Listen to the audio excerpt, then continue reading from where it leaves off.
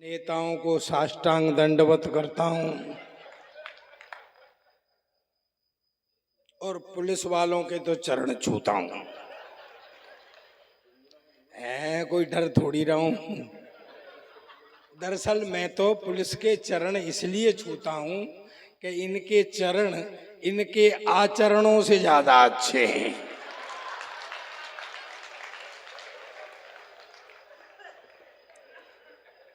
बहुत देर से बढ़िया कवि सम्मेलन चल रहा है, इतना ऊंचा भी हो गया। मेरे से ज्यादा नीच इनमें कोई नहीं है। अब मैं इसको नीच करूंगा। जमील साहब बैठ जाओ। कहाँ जा रहे हैं? अरे ये मुझे नई माला पहनाएंगे, ये अभी भी 3 कबूल कबूल के चक्कर में है।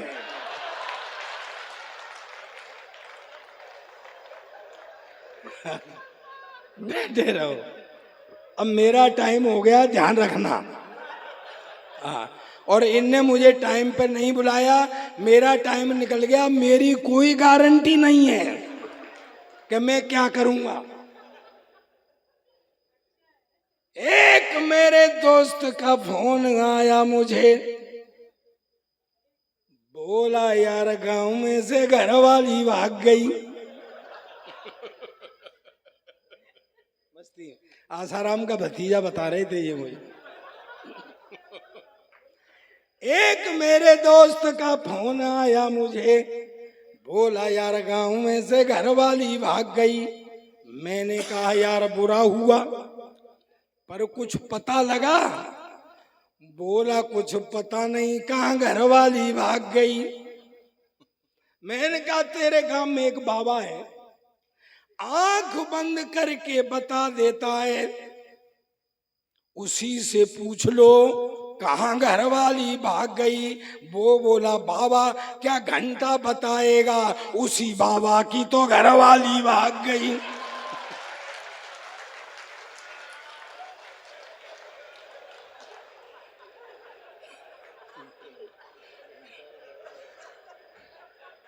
ये कह रहा है, बैठ जा बेटा बैठ जा, दे। ओए तू इसको ऐसे मत कर। अच्छा एक बात बता, मैं रख ले, फोटो नहीं आएगा। तू सरदार का फोटो पहली बार ले रहा है क्या? तो काय के लिए उसे ऐसे ऐसे? बावड़े, सरदार का फोटो किसी साइड से ले ले, एक जैसा ही आता है। और तुझे एक अकल बताऊं, किसी भी सरदार का ले ले, एक जैसा ही आता है। अच्छा सही बता, कुछ फोटो वोटो भी ले रहा है क्या, कोरा फिल्ला सही मार रहा है? नहीं, आजकल सरदारों को ऐसे ही बहकाया जा रहा है। यार नहीं मानो तो देख लो, 10 साल तक कुर्सी पे बिठाए रखा, पर उसको एहसास नहीं होने दिया कि तू प्रधानमंत्री है। हाय हाय। मैं प्रणाम करता हूं। भदौरिया जी कहाँ हैं? गए? कहाँ हैं? जय हो। श्रीनिवास भदौरिया जी एक दूसरे की तरफ उंगली कर रहे हैं, कौन से हो? है? नहीं, मुझे बड़े छोटे नहीं चाहिए, मुझे भदौरिया ही चाहिए। हाँ हाँ, नहीं नहीं, हाँ वो मुझे पता है कि बड़े भी भदौरिया ही होते हैं। और इनकी क्या चल रही, इनके पिताजी भदौरिया थे।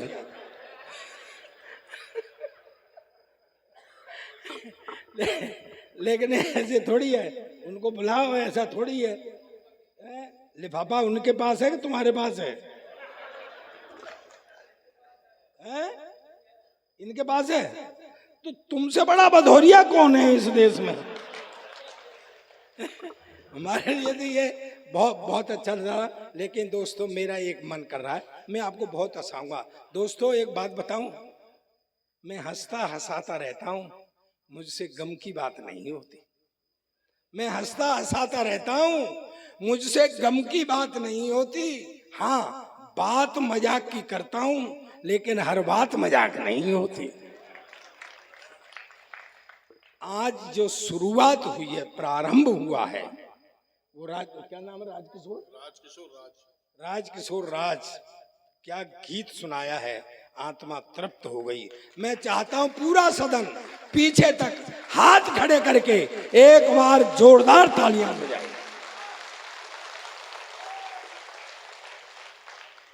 गीत वीत गाना मेरे बस का रोग है नहीं भाई, और सरदार गीत गा रहा हो तो ऐसा लगता है बिना लाइसेंस के ट्रक चला रहा है। एक बार शुरू हुआ तो रुकता ही नहीं। अच्छा, गीत वाले नापते भी बड़ी लंबी हैं। 100 साल पहले मुझे तुमसे प्यार था, आज भी कल भी। अपने बस का इतना लंबा रोग नहीं है भाई, यहाँ तो घंटे 2 घंटे में निपटा जो कुछ भी है।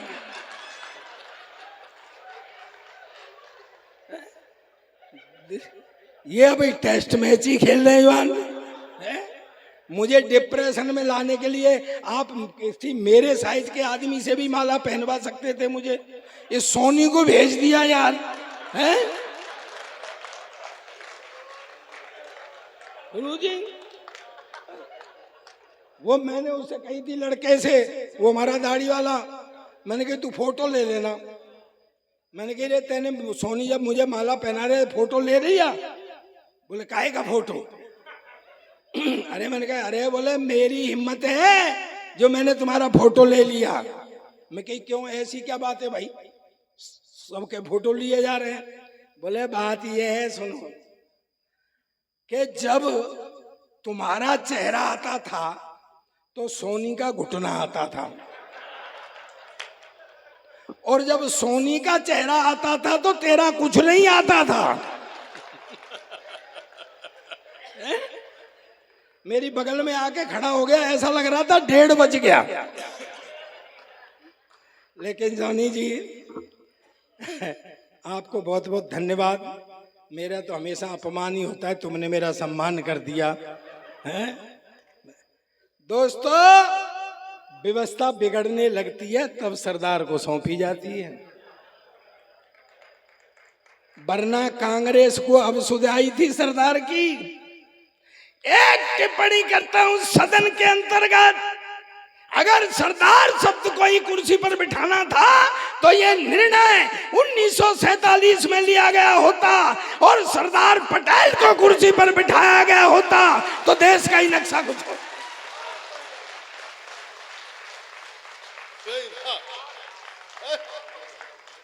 बज रही हैं?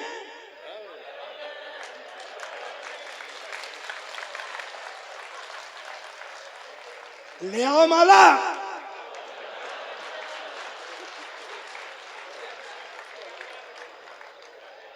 मैंने कही तो नहीं है कि बजाओ, माल ढंग से बेचोगे तो बिकेगा।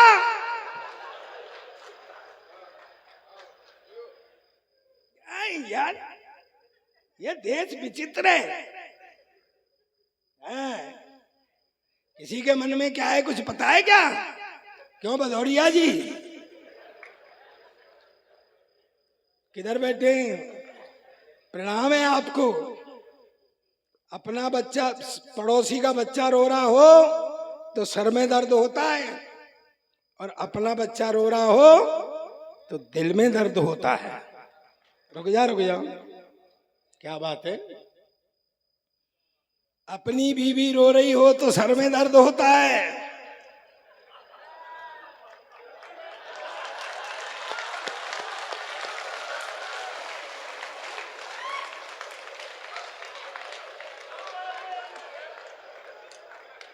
और भदौरिया जी हाँ कर रहे हैं इस बात पे।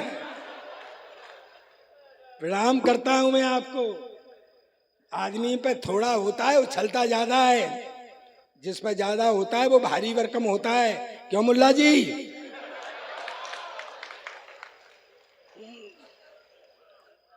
एक वो चीन है, चाइना, अभी बात कर रहे थे चाइना की। चाइना, उस पे एक बाउंड्री वॉल है, बाउंड्री वॉल। दुनिया में चाइना बॉल, चाइना बॉल, हंगामा काटे रहता है। हमको देखो भारतीयों को, कभी उछलते हैं क्या? हमारे पास अग्रवाल, खंडेलवाल और सबसे कलेसीवाल केजरीवाल। ठंड पड़ रही हो तो ओ सवाल, ज्यादा ठंड हो तो जय सवाल।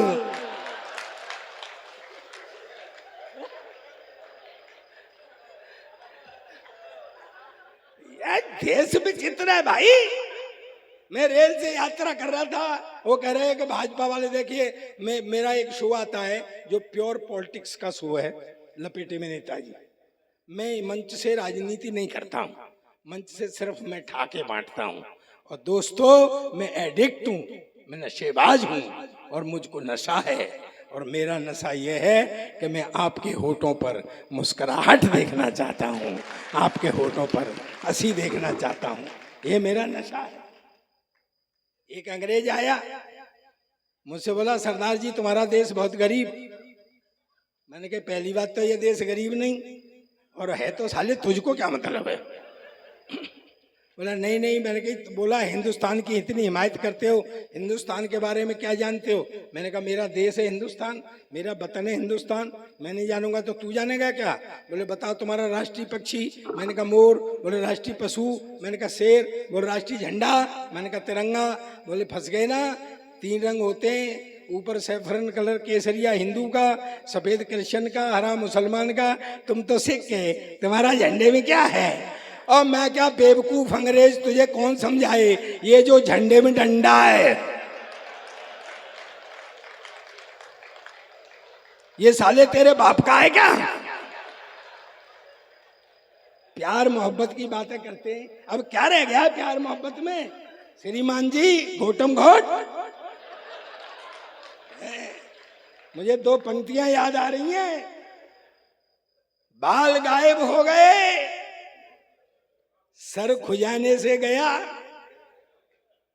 बाल गायब हो गए, सर खुजाने से गया, सिर्फ झालर रह गई है, सामयाने से गया।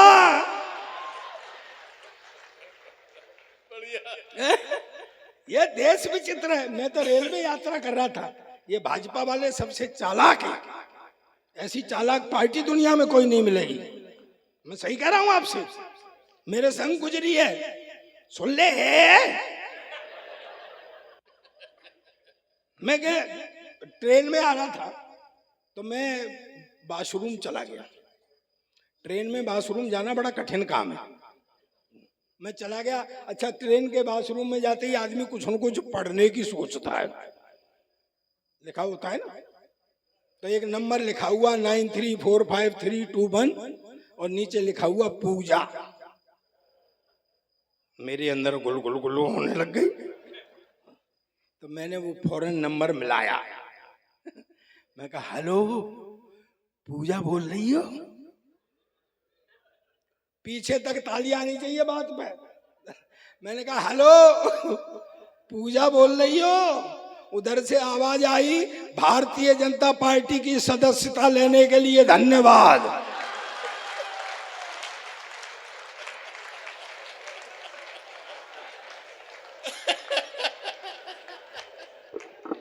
ये ऐसे मेंबर बना लेते हैं। मैं सही कह रहा हूं। अब प्यार मोहब्बत की बातें करते हैं ये लड़कियां। अरे हमारे जमाने में प्यार मोहब्बत होती थी, तुम्हारे जमाने में लड़कियों क्या प्यार मोहब्बत है। मोबाइल आ गए, tool tool tool tool tool. हमारे जमाने में होती थी प्यार मोहब्बत। अरे जमील यार कहते क्यों नहीं हो, होती थी ना। हाँ नहीं करेगा भाई। हाँ हाँ सिर लाया। हमारे जमाने में प्यार मोहब्बत 6-6 महीने तो बेटा देखा देखी में निकल जाते थे। कई बार तो उनकी गली में कुट के लौट के आते थे। मैं सही कह रहा हूं आपसे, लव लेटर लिखे जाते थे। मेरी प्यारी कम्बो, फिर दिल के हालात, फिर तेरा प्यारा नगर अध्यक्ष भदौरिया। नहीं मतलब कोई भी हो। फिर उसके घर फेंकने जाते थे उसको, गुड़मुड़ो। शाम को जूते चल गए, शर्मा जी क्या फेंकी और बर्मा जी क्या गिर गई। ये होता था, अब क्या है, अब तो वो मोबाइल हो गए, वो शुरू हुआ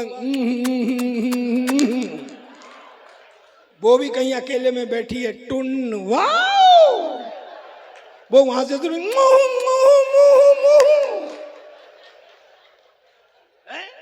अरे पैकेज खुलते थे भैया, मुल्ला जी कहते क्यों नहीं हो,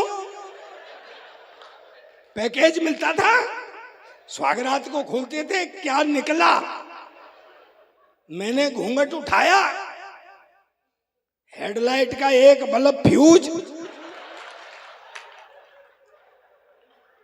निभा रहा हूं।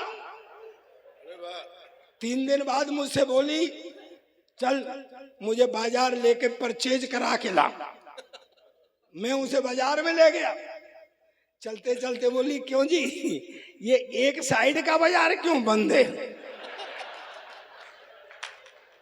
मैंने कहा चिंता मत करे, जब उधर से लौट के आएंगे तो इधर का खुल जाएगा, इधर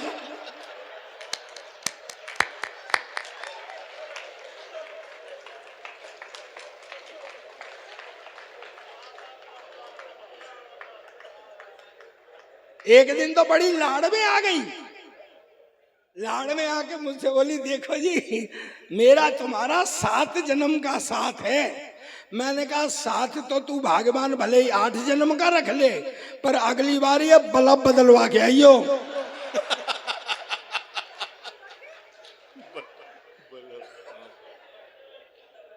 ये देश में मेरे शादी वाले आए देख के चले जाएं, शादी वाले आए देख के चले जाएं, मैंने कहा यार कोई फॉल्ट है, मैंने घर वालों से कहा मैं लड़की देखूंगा, बोले तू क्या देखेगा, हमने देख ली, मैं वापट्ठे वो मेरी रही है देख तुमने नहीं, मुझे दिखाने ले गए, सीन बना, ऐसे वो लड़की खड़ी, ऐसे मैं खड़ा, ऐसे वो होने वाले ससुर जी खड़े जो बाद में नहीं हुए, पंगा पड़ गया था ना, तो वो हमें छोड़ के चले गए कि लड़का लड़की थोड़ी देर बात कर लेंगे, आधा घंटे तक पिन ड्रॉप साइलेंस रहा, ना मैं बोला, फिर आखिर में मैंने ही हिम्मत की, मैं कहा बहन जी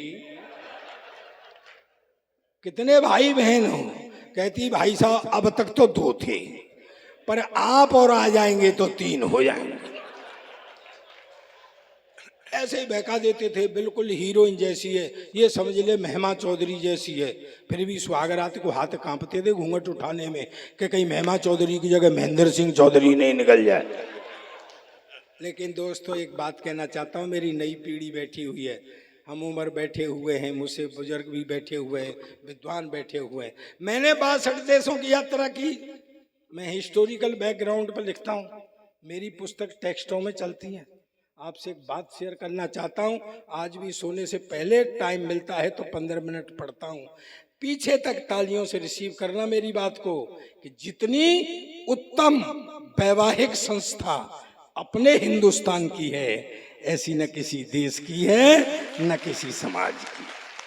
भाई वाह प्रताप वाह। वो अंग्रेज छूट गया यार मेरे हाथ से, नहीं जान मत दो भाई। हाँ वो दरअसल क्या अंग्रेजों ने हमारे यहाँ राज किया है, वो अभी भी फिर ठाके लगाते हैं, अंग्रेजों ने हमारे यहाँ राज किया है अभी भी। वो कल मुल्ला जी मुझसे कह रहे थे, मुल्ला जी बताऊं सही में, मुझसे कह रहे थे कल मेरी नमाज छूट गई, मैं क्यों, कि नमाज से पहले उनने कहा मौलवी जी ने कि अपने अपने मोबाइल बंद कर लो, मेरा घर पे रह गया था।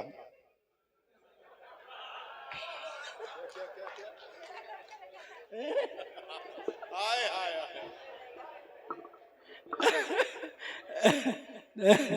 ये अपना देश विचित्र है। अंग्रेज दरअसल हमारे यहाँ राज किया है, वो अभी भी हमको भोला वाला हिंदुस्तानी समझते हैं, वो ये नहीं समझते कि अब उनके बाप हो गए। ये वो बात बता रहे थे। मैं एक मतला और एक शेर पढ़ता हूँ, सुनना मेरी बात को, मैंने आज उसमें से बनाया बैठे बैठे। ये प्यार मोहब्बत की बातें करते हैं भदौरिया जी, प्यार मोहब्बत अपने दिल में भी है पर कलेश है।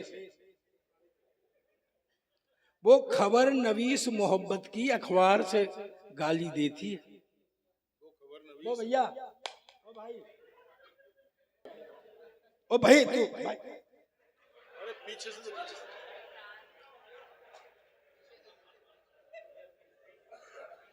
यार वो मेरे काउंटर में रख के अपना माल बेच रहा है। हाँ ठीक है, पी लो पी लो। वो खबर नवीस। वो खबर नवीस मोहब्बत की। देखो मेरा प्रयोग देख लेना, ये धरती जो है ना कविता की है, मेरा प्रयोग देख लेना, पीछे तक ताली मुझे बताना, सुनना सर।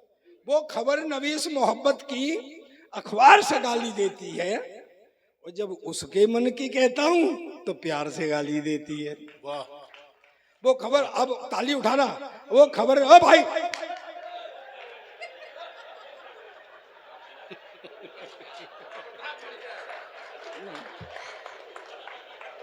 जो कुछ करना है यहीं कर।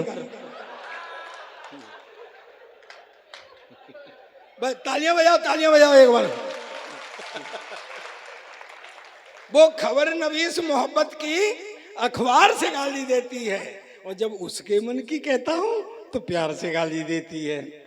आई लव यू हिम्मत करके कहने को तो कह भी दूं, आई लव यू हिम्मत करके कहने को तो कह भी दूं, लेकिन वो वंदे भारत की रफ्तार से गाली देती है। हाय हाय, बढ़िया है बाबा बाबा, वाह वाह।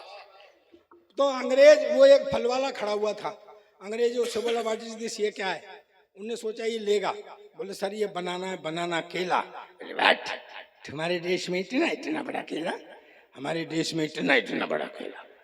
फल वाले ने मेरी तरफ देखा, मैंने कहा भाई विज्ञान का जमाना है, हो सकता है कोई वैरायटी आ गई हो। उसने फिर इशारा किया, व्हाट इज दिस, ये क्या है? बोले सर ये एप्पल है, एप्पल सेब। बोले व्हाट, तुम्हारे देश में इतना इतना बड़ा सेब, हमारे देश में इतना इतना बड़ा। मेरी भी देशभक्ति जागी, मैंने उठा के तरबूज कंधे पे, बोला ये क्या है? मैं कहा हमारे यहाँ का अंगूर है। अब बता साले तेरे यहाँ कितना बड़ा अंगूर। जमील भाई उतार लूं? नहीं सुनते, लिफाफा यहीं फंसा है, कहेंगे 2 सेकंड पहले उतार लिया, पैसे काट लो। बॉस एक बात बताना चाहता हूं, देश के बड़े व्यंग्यकार हैं हमारे तेज भाई, ऐसे व्यंग लिखना आसान नहीं है। अभी आपने सुना और सराहा।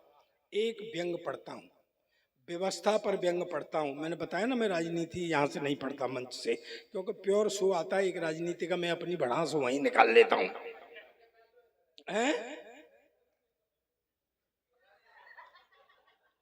नीचे से मत बोल, आयुर्वेद में इसे पेट की खराबी कहते हैं।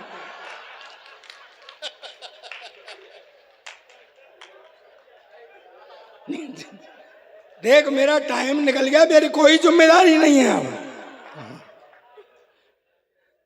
एक व्यंग पढ़ता हूं दोस्तों, व्यवस्था पर व्यंग करता हूं, अगर आप तक पहुंच जाए तो पीछे तक की तालियां मुझे मेरे पास आनी चाहिए। अंग्रेज एकदम से मेरे से बोला, सरदार जी आपका देश इसलिए गरीब कि आपको पता है हमारे यहाँ का एक मजदूर, भाई भाई प्लीज, अरे भैया इधर देखिए यार, कहाँ ध्यान है, मुझसे खूबसूरत इनमें कोई नहीं है। तो ये मालूम है नया मकान बनता है तो मेरा ही चेहरा लटकाया जाता है ऊपर।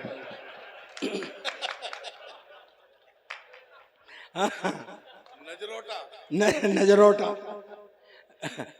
अंग्रेज एकदम से मुझसे बोला, सरदार जी तुम्हारा देश गरीब इसलिए कि तुमको पता है हमारे यहाँ का एक मजदूर महीने में $5000 कमाता है, यानी तुम्हारे यहाँ का लगभग 4 लाख रुपया। मैंने कहा $5000 कमाता है, फिर बोला $4000 खर्च कर देता है। मैंने कहा भाई एक मजदूर $5000 कमाता है, $4000 खर्च कर देता है, काहे पे कर देता है? बोला हमारा सरकार ये नहीं पूछता है। तो मैं कहा ये कौन सी बड़ी बात है, अब सावधान रहना, मुझे बताना बात पहुंच गई क्या। मैं कहा ये कौन सी बड़ी बात है, मेरे यहाँ का एक MLA MP 10,000 रुपये तनख्वाह पाता है और महीने में 1 करोड़ खर्च करता है। तालियां कम रह गई, तालियां अब उठाना। अंग्रेज एकदम से उचट गया, बोले व्हाट, 10,000 रुपये तनख्वाह, 1 करोड़ खर्च करता, कहाँ से लाता? मैंने कहा हमारी भी सरकार नहीं पूछती है।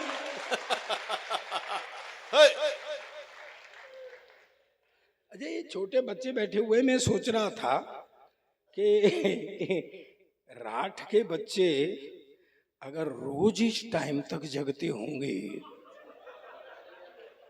आप गलत समझ रहे हैं भाई साहब। मेरा मतलब है सुबह स्कूल जाने में परेशान करते हो। बच्चा एक मेरे पास भी है, पिछले 5 साल से एक ही क्लास में पढ़ रहा है। कल परसों मैंने बुला के कही, मैं बेटा कुछ पढ़ा लिखा कर। कहता पापा जब सारे ही पढ़े लिखे जाएंगे तो कोई सरदार भी रहेगा। और मैं कहा आजकल सरदार सबसे ज्यादा पढ़े लिखे, देख ले इतना पढ़ा लिखा कोई प्रधानमंत्री नहीं आया जितना अपना सरदार था। कहता क्या खाक पढ़ा लिखा था, मैडम की बात मानता था। मैं मैडम की बात तो ये सारे ही सरदार मानते हैं, घर में किसी की नहीं चलती है। मैंने कहा बेटा कुछ भाइयों में उठने बैठने काबिल कर, कुछ ऐसा करे जिससे मेरा सिर ऊंचा हो। पता है रात के 12 बजे 2 तकिए लेके मेरे सिर के नीचे देने लग गया। मैं कहा साढ़े तू क्या कर रहा है? कहता तू ही तो कर रहा था कि मेरा सिर ऊंचा कर। मैं कहा बेटा ऐसे नहीं, पढ़ाई लिखाई में कुछ ऐसा कर जिससे मेरा सिर ऊंचा हो। सुबह तड़के आ गया, बोले पापा आज मेरे स्कूल में एनसीसी वाले अफसर ने आना है लड़का सेलेक्ट करने के लिए, भाई कुछ जनरल नॉलेज के बारे में बता दे। मैंने कहा बेटा एनसीसी वाले अफसर तो रिटायर्ड मिलिट्री अफसर होते हैं, देशभक्ति की बात ज़्यादा करते हैं। तेरे से ये भी पूछ सकते हैं कि भाई देश आज़ाद कब हुआ था, तो तू बता देना। सन 1942 में तैयारी सी होने लग गई थी और 47 में हो गया था। और ज़्यादा से ज़्यादा तेरे ये पूछ सकते हैं कि भाई इसमें योगदान किसका किसका था, तो तू बता देना। वैसे सारी पब्लिक का ही योगदान था, पर नेहरू, गांधी, चंद्रशेखर, भगत सिंह जैसे लोगों का सबसे ज्यादा था। पर भाई जी वो तो बेड़ा गर्क करे आए। दरअसल उस अफसर ने उससे सवाल ही कुछ और पूछ लिया। नो बेटे तेरा जन्म कब हुआ था? कहता जी सन 1942 में तो तैयारी सी और 47 में हो गया था। कहता जी अब आप मुझसे ये पूछोगे कि इसमें योगदान किसका किसका, तो वैसे तो सारी पब्लिक का योगदान था। नेहरू एक कांग्रेसी नेताओं का सबसे ज्यादा था। और मैं फिटे मुंह तेरे, तू जिनकी बात करता है, मैं पता है भगत सिंह जी जब तेरी उम्र के थे क्लास के मॉनिटर बन गए थे। कहता पापा मेरी उम्र के क्लास के मॉनिटर बन गए थे, जब तेरी उम्र के थे ना तो फांसी पर चढ़ गए थे। हमेशा उल्टी पुल्टी बात करता है। मैं बच्चे को सुला देता हूँ, कितने टाइम तक मुझे पढ़ना है मुझे बता देना। टाइम मेरा वैसे हो गया टाइम, तो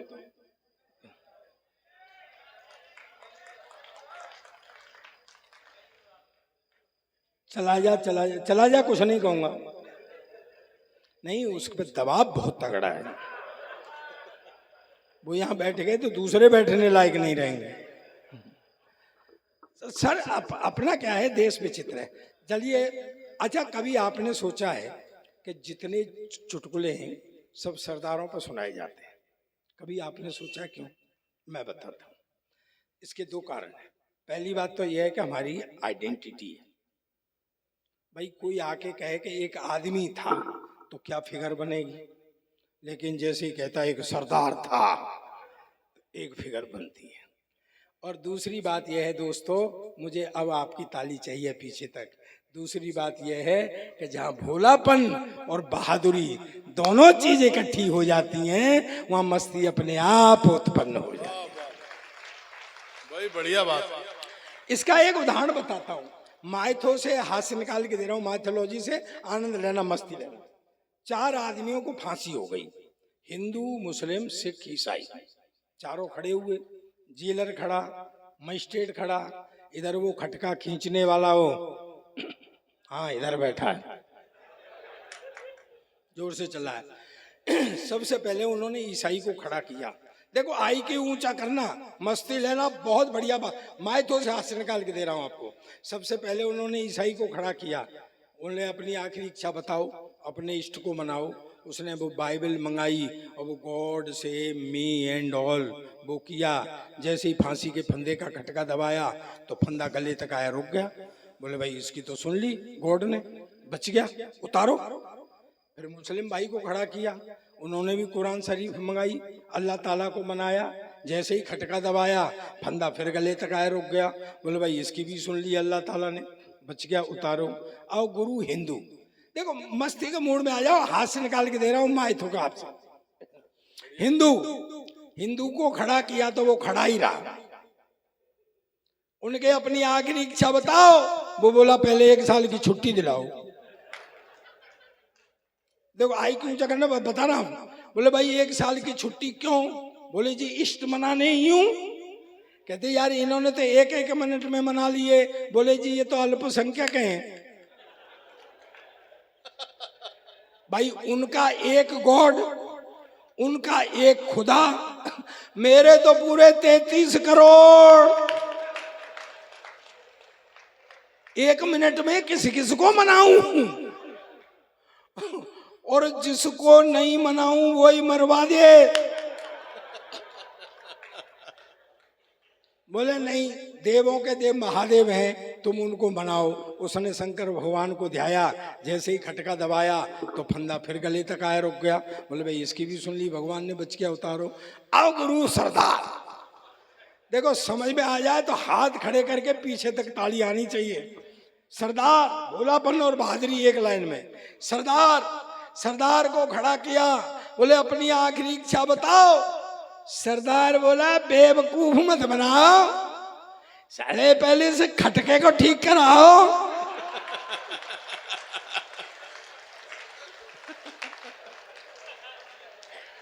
और इन तीनों को फिर से लाइन में लगाओ। अब हाथ खड़े करो और जोरदार तालियां बजाओ।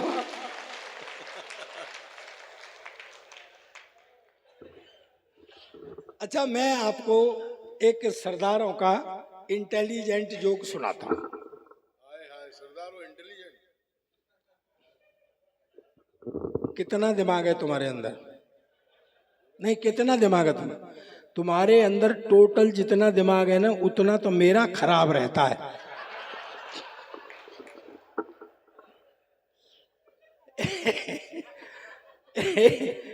यार खामखा छेड़ते हैं यार बीच में यार। तो मैं आपको एक सरदारों का, एक सरदार जी को शेयर में घाटा हो गया। हालांकि साला ये भी एक जोक ही है। सरदार जी को शेयर में घाटा हो गया। घाटा कैसे पूरा हो? गलत काम कुछ कर नहीं सकते। दोस्तों एक बात कहना चाहता हूँ, देखा हो तो हाथ उठा के बताना, और नहीं देखा हो तो ईमानदारी से पीछे तक ताली बजा के मुझे बताना। आज तक किसी सरदार को आपने भीख मांगते हुए नहीं देखा होगा।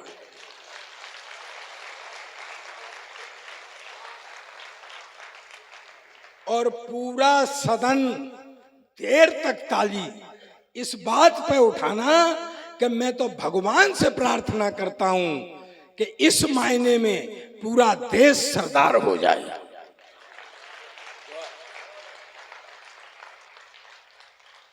अब सरदार जी बैठे हुए ऐसे बड़ा मैदान, सोच रहे घाटा कैसे पूरा हो। एक बच्चा घूम रहा, सरदार जी के दिमाग में स्कीम आ गई।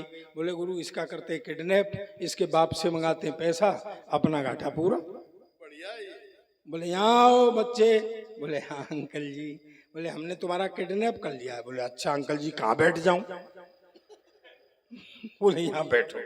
सरदार जी ने पेन निकाला, कागज निकाला। श्रीमान जी, हमने आपके बेटे का किडनैप कर लिया है, 5 लाख रुपए भेजने की व्यवस्था करें, तब आपका बेटा छोड़ा जाएगा। दस्तखत एक सरदार। और वो चिट्ठी फोल्ड करके उसी बच्चे को पकड़ा दी कि ले अपने पापा को दे देना। लेकिन पैसे आए, वही बच्चा लेके आया। सरदार जी ने गिने 5 लाख। बोले पापा ने चिट्ठी दी है। चिट्ठी खोल के पढ़ी, श्रीमान जी आपने हमारे बेटे का अपहरण किया, ये अच्छी बात नहीं है। आपने 5 लाख रुपए फिरौती के मांगे थे, हम भेज रहे हैं। अब शर्त के अनुसार हमारे बेटे को छोड़ दिया जाए। दस्तखत दूसरा सरदार। लेकिन दोस्तों इसमें एक मैसेज है, पूरी आपकी कमेटी के लिए मैसेज है। मैं तो कहता हूँ राठ के लिए क्या, पूरे हिंदुस्तान के लिए मैसेज है। और तालियों से रिसीव करना इस मैसेज को कि दूसरे सरदार को ये पता लग गया पहला सरदार संकट में है, भाई के पास मदद पहुंचनी चाहिए, बहाना चाहे कुछ भी। वही बढ़िया बात। ये देश विचित्र है, मैं सही कह रहा हूं आपसे। मैं मुझे लाफ्टर चैंपियन रहा हूं, मैं शायद आप जानते होंगे। मैं तो हर दूसरी साल यहाँ आता हूं। मैं सबसे तुम तो करे कितने दिन बाद आए हो? 17 साल से। और तुम आए हो, मैं तो हर दूसरी साल आता हूं। जमील भाई से अपनी सेटिंग है? जमील भाई से अपनी सेटिंग है? वो कहाँ गए यार? वो थे ना, वो राकेश मिश्रा जी गए। मैं सर प्रणाम करता हूं आपको। वो अंग्रेज बोला हिंदुस्तान घूमेंगे, तो गाइड ने कहा घुमा देंगे। तो उनकी चलो, तो पहले पंजाब में चलना था, फिर दक्षिण तक जाना था। बोले 3 आदमियों से सावधान रहना। गाइड बोला अंग्रेज से। बोले किससे? बोले एक तो सरदार से, पंजाब में चलेंगे, सरदार से। हरियाणा में आएंगे एक जाट से, और तीसरे बोले मिश्रा से। और राकेश मिश्रा हो तो और ज्यादा। उनके चलो, चले गए। पंजाब में पहुंचे, सामने से एक सरदार जी आ रहे थे। तो वो गाइड अंग्रेज से बोला पूछ 12 बज गए क्या? अंग्रेज बोला अभी तो 9 बज रहे हैं। अरे बोले तू पूछना है। आ गया अंग्रेज बातों में। बोला 12 बज गए क्या? जो सरदार घूमा, डाल डाल के मारा, पटक पटक के मारा, और 9 बजे से मारा और 12 बजे तक मारा, के साले अब बजे ही 12। वो कूट के चला गया। बोले ये कौन था? बोले ये सरदार था। बोले ये खतरनाक था। आगे हरियाणा में एक चौधरी जाट चला रहा सामने से। तो उसने कहा, गाइड ने अंग्रेज से मूंछ पे ताप दे, मूंछ पे ताप। अंग्रेज को मूंछ फूंछ तो थी नहीं, वो ऐसे ऐसे करने लग गया। चौधरी बोला अच्छा खेत है नहीं और हल चला रहा है। उन्हें दो धोबी पाट इधर से, दो। अंग्रेज की इंद्रियां शिथिल हो गई। वो कूट के चला गया। बोले ये कौन था? बोले ये जाट था। तो उसने कहा भैया पीछे तक तालियां आनी चाहिए। बोले उसने कहा भैया एक बात बता, पहले वाला तो सरदार था, दूसरे वाला जाट था, मैं मिश्रा को कैसे पहचानूंगा? वो बोला इतनी देर से तुझे पिटवा कौन रहा है?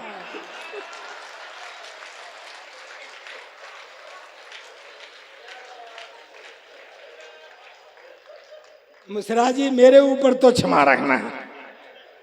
हालांकि हम भी कम चालाक नहीं है, हमने अपने अध्यक्ष भी मिश्रा ही बना रखे हैं, बचा लेंगे हम। मैं लाफ्टर के लिए चला गया बॉम्बे। तो एक दिन सरदारनी का फोन गया। बोले कहाँ है तू? मैंने कि क्यों? बोले कहाँ है तू? मैं कहा बॉम्बे। का बॉम्बे क्या कर रहा है? मैं कहा लाफ्टर कर रहा हूँ। अच्छा वो बगैर पढ़ी लिखी जट्टी है, उसकी समझ नहीं आई। बोले क्या कर रहा है? मैं कहा लोगों को हंसा रहा हूँ। कहती घर आ जा, ये बच्चे रो रहे, पहले इन्हें चुप करा ले। अच्छा मैं जब चैंपियन बना तो मुझे एक जर्मनी से फोन आया।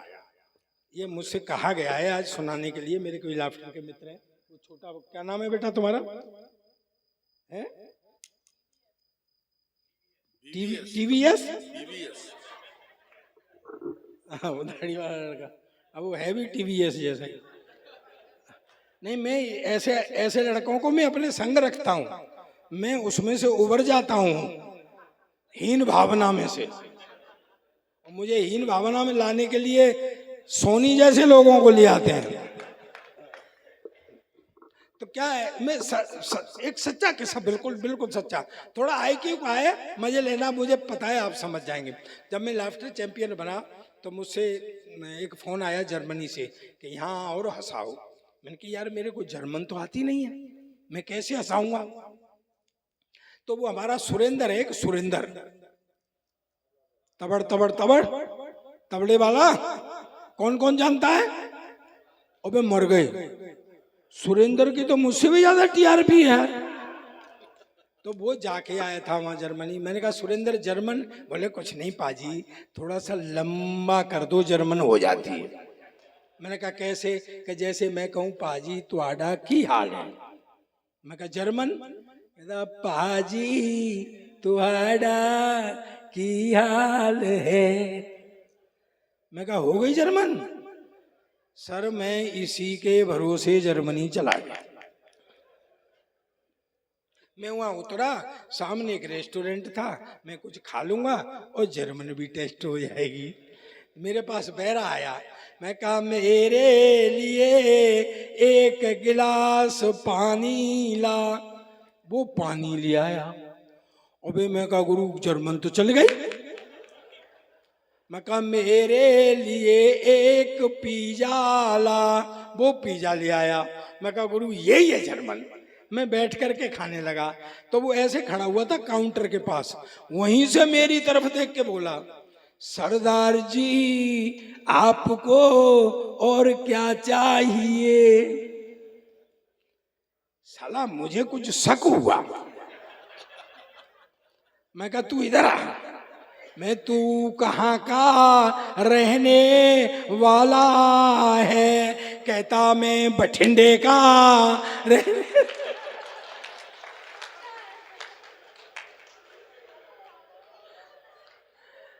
गुरु इसका असली पंच तो अब है, अगर समझ में आ जाए तो। ओ मैं कहा फिर हम जर्मन में बातें क्यों कर रहे हैं। तालियां बजाओगे हैं करते रहोगे यार। दरअसल क्या है मेरे संग पंगे रह गए रहते हैं। अब वो अंग्रेजों के और हमारे में एक्चुअल संस्कारों में अंतर है। अंग्रेज जब गा रहे हों तो ऐसा लगता है रो रहे हैं, और हम तो जब रो भी रहे होते हैं ना तो ऐसा लगता है गा रहे हैं। आप कभी अंग्रेजी सीडी लाना, फसाना गाने की। या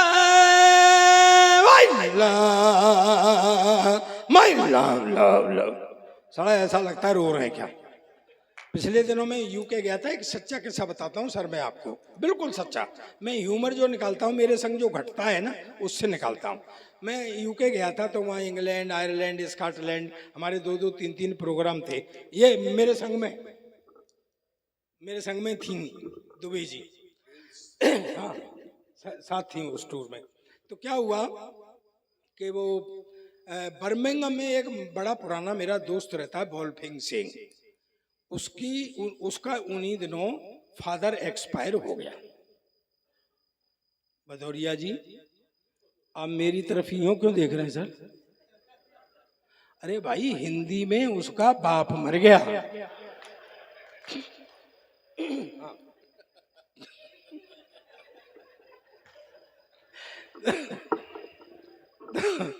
मैंने कहा यार अच्छा दोस्तों एक बात है, ये हमारे संस्कार है। कहीं गली मोहल्ले में, मिलने वाले में, रिश्तेदारी में, कहीं पहचान में अगर कोई गमी हो जाती है तो हम अफसोस जाहिर करने जाते हैं ना। क्या कहते हैं, कहीं बैठना कहते हैं, कहीं कुछ फिरना कहते हैं, कहीं जो जाते हैं ना हम अफसोस जाहिर करने। तो मैंने कहा यार मैं इंडिया में होता आता नहीं, यहाँ आया हुआ हूँ, अफसोस जाहिर कर आता हूँ। सरदारनी मेरे संग में थी, बोले जी मैं भी चलूँ। मैं कहा चल। हम चले गए। वोल्फिंग सिंह जिसका फादर एक्सपायर हुआ था, बाप मरा था, वो खड़ा हुआ। अंग्रेज आ रहे अपने तरीके से अफसोस जाहिर कर रहे, I am very sorry your father expired. चला गया। दूसरा, your father has dead, I am very sorry. अच्छा मैं खड़ा खड़ा सोच रहा, मैं कहा भाई ये सॉरी क्यों बोल रहे हैं, इसका बाप इन्होंने मारा है क्या। भैया सरदारनी शुरू हो गई। अरे तू कहाँ चला गया रे मेरे पप्पू के पापा के दोस्त के बापू। भैया अंग्रेज ने पुलिस बुला ली कि साले हमारा बाप मर गया और तुम्हें गाने सूझ रहे हैं।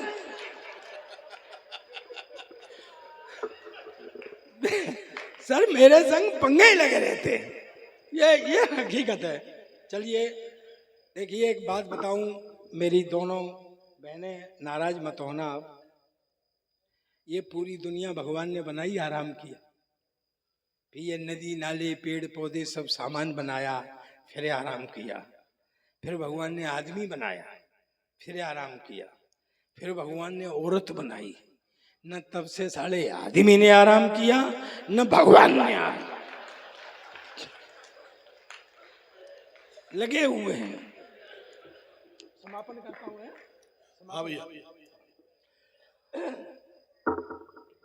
एक 4 पंक्तियां पढ़ता हूं। अगर आपको भाई भाई बेटा बैठ जा, बैठ जा बेटा। तेरा ब्याह हो गया? नहीं तो फिर घर जाके क्या करेगा? बैठ। सुन ले, थोड़ी देर हंस ले। शादी के बाद ये मौका नहीं मिलता है। तो क्या है, मैं 4 पंक्तियां पढ़ता हूं। अगर आपको लगे कि सरदार इस समय सही मांग रहा है तो पीछे तक मुझे तालियों से बताना कि वफा ईमान की बातें किताबों में ही मिलती हैं। वफा ईमान की बातें किताबों में ही मिलती हैं। भरोसा रोज मिलता है, भरोसा रोज डसता है। वफा ईमान की, आपको लगे कि सरदार सही मांग रहा है तो पीछे तक तालियों का समर्थन। वफा ईमान की बातें किताबों में ही मिलती हैं, भरोसा रोज मिलता है, भरोसा रोज डसता है। जमीन वो अन्न पैदा कर, वफा जो खून में बोले, भगत सिंह जैसे बेटों को वतन अब भी तरसता है। भगत सिंह जैसे बेटों को वतन अब भी एक बात कहना चाहता हूँ, यहाँ पे बात हुई, भगवान राम की बात हुई, ये हमारा रामलीला का मंच है, मंदिर की बात हुई। मैं आपसे एक बात कहना चाहता हूँ। हम एक बात जानते हैं, पीछे तक जानते होंगे कि उस विवादित ढांचे को गिराने से पहले वहां पर कोठारी बंधु शहीद हुए थे, लेकिन सर वो पहले नहीं थे।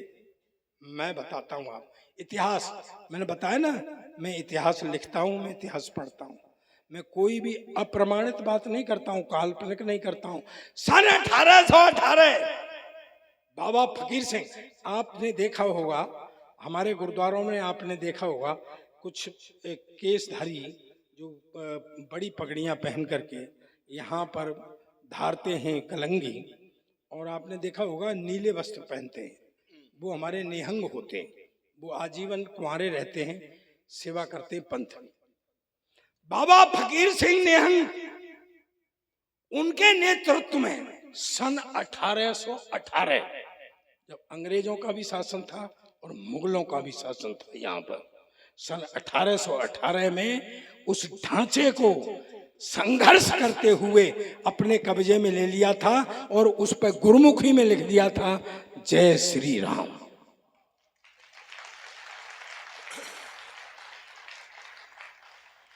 सात आदमियों को फांसी हुई थी सर, बाकी को कैद, 27 पकड़े गए, 7 आदमियों को फांसी हुई थी। उस ढांचे के लिए जहां आज भगवान राम का भव्य मंदिर खड़ा है, उस पर 7 शहीद निहंग हुए थे सबसे पहले। आप चाहें तो उनके लिए तालियां बजा सकते हैं। अभी बात हो रही थी, मैं सिख हूं, लेकिन मेरी जड़ कहाँ है? जड़ आपके यहाँ है। लोग कहते हैं हिंदू मुस्लिम सिख ईसाई आपस में सब भाई भाई। मैं इस नारे का विरोध करता हूं, इसमें से सिख को निकाल देना चाहिए। ये नारा होना चाहिए हिंदू मुस्लिम और ईसाई आपस में सब भाई भाई, क्योंकि सिख तो इस हिंदू परिवार का वो बड़ा बेटा है, कभी तिलक लगा के तलवार हाथ में दे दी, देश धर्म की रक्षा का भार सौंप दिया, फिर आप अलग क्यों समझ रहे हैं हमको? धर्म 4 पंक्तियां कहता हूं, समर्थन करना। मैं अपनी तरफ से, मेरा जमील भाई बैठा हुआ है, इसके भी पुरखे वो ही हैं जो मेरे हैं। ये तो पूजा पद्धति है, कोई कहीं मत्था नवा रहा है, कोई कहीं मत्था नवा रहा है। भाई साहब 4 पंक्तियां कहता हूं जमील भाई, समर्पण करता हूं आपको। धर्म एक जीवन पद्धति है, धर्म एक जीवन पद्धति है जिस पर मानव चलते हैं। मुझे देखना और जमील भाई को देखना, समर्पित करता हूं संभालना पंक्ति को। धर्म एक जीवन पद्धति है जिस पर मानव चलते हैं, केवल धर्म बदल देने से पुरखे नहीं बदलते हैं।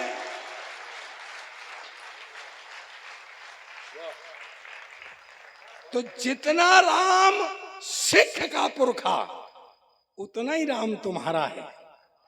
जितना राम सिख का पुरखा उतना ही राम तुम्हारा है। एक साथ सब मिलकर बोलो, हिंदुस्तान हिंदुस्तान। ये पूरी दुनिया भगवान ने बना ली। सोचा आदमियों को नाम और ये जीवों को नाम और काम बांटा जाए। भगवान इधर खड़े, जीवों की लाइन इधर लग रही। पहले जीव को बुलाया, सुन भाई। बोला है जी। भगवान बोले ढीला ही है यार, जा तेरा नाम आज से गधा। धरती पर जा, रूखा सूखा खाना, मुंह लटकाए रहना, 24 घंटे काम करना, शिकायत नहीं करना। तेरी उम्र 50 साल। गधा बोला जी रूखा सूखा खाना, मुंह लटकाए रहना, 24 घंटे काम करना, मेरे बस का रोग नहीं, मेरी तो आदि कर दो। भगवान ने कहा ठीक है जा। दूसरे को बोला सुन भाई, बोलो तेरा नाम आज से कुत्ता। जा धरती पर जा, आदमी की रखवाली कर, वफादारी कर, जो आदमी से बचे उसको खाना। तेरी उम्र 25 साल। बोला जी रखवाली, वफादारी, बचा हुआ खाना, मेरे बस का रोग नहीं, मेरी भी आदि कर दो। बोले ठीक है जा। तीसरे को बुलाया, कूदता हुआ आया। बोले जा तेरा नाम आज से बंदर। इस डाली से उस डाली, उस डाली से इस डाली, जो कोई फल फ्रूट फेंक करके दे दे खा लेना, मस्त रहना। तेरी उम्र 20 साल। बंदर बोला जी मेरी भी भागदौड़ ज्यादा ही है, मेरी भी आदि कर दो।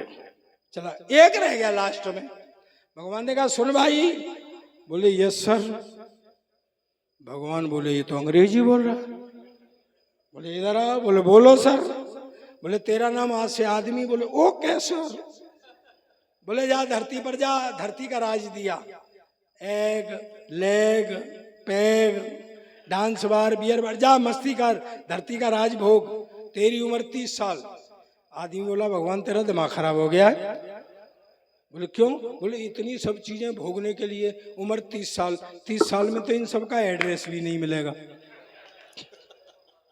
कोई ढंग की उम्र दो। भगवान ने कहा उम्र खत्म है। बोले नहीं उम्र तो चाहिए। झगड़ा होने लगा। भगवान ने कहा सुन उम्र तो खत्म है, हाँ कुछ जीव अपनी उम्र छोड़ गए, चाहिए तो ले जा। दोस्तों ये लालची आदमी उन बचे हुए जीवों की उम्र को लेकर के धरती पर आ गया। सुनो वे लड़के हो, 30 साल तक आदमी अपनी जिंदगी जीता है जो भगवान ने दी थी।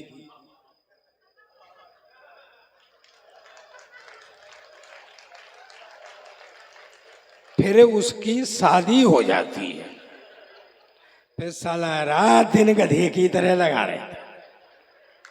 बाहर वैसे नहीं बोलता, घर में भी नहीं बोलने देती। जो रूखा सूखा बना के देती है खाता है, तब वो गधे की जिंदगी जीता है। फिर बच्चे हो जाते हैं, उनकी सेवा शुश्रूषा पढ़ाई लिखाई, जो बच्चों से बचता है उसे खाता है, जो बच्चों से बचता है उसे पहनता है, तब वफादारी की यानी कुत्ते वाली जिंदगी जीता है।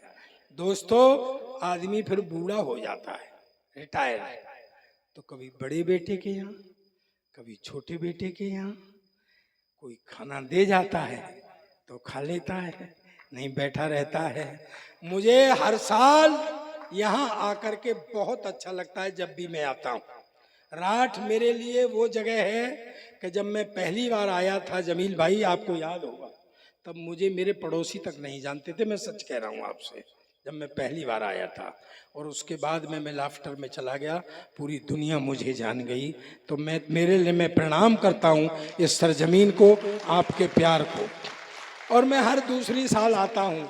मुझे तालियों से विदा करना, अब तक की इतनी तालियां न बजी हों, उन तालियों से मुझे विदा करना कि यह आदमी की जिंदगी नसीहतों की गीता है। यह आदमी की जिंदगी नसीहतों की गीता है। वो एक ही जन्म में गधा, कुत्ता, बंदर और आदमी की जिंदगी जीता है, वो एक ही। बहुत बहुत धन्यवाद, बहुत बहुत आभार।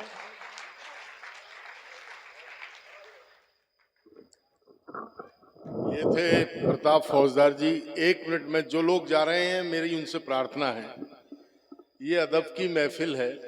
अभी हमारे अध्यक्ष जी का काव्य पाठ शेष है। देश के वरेण्य कवि कमलेश राजहंस जी यहाँ विराजमान हैं और आपका इस तरह से उठना थोड़ा सा मुझे नागवार लग रहा है। मैं जानता हूं कि आपकी अपनी एक प्राकृतिक परेशानियां हैं, बहुत देर से आप बैठे हुए हैं, कुछ निवृत्तियां भी चाहते हैं, लेकिन जल्दी से निकल जाएं ताकि मैं अपने इस कार्यक्रम के उस सुमेरु को आमंत्रित करूं जो ओज के बड़े हस्ती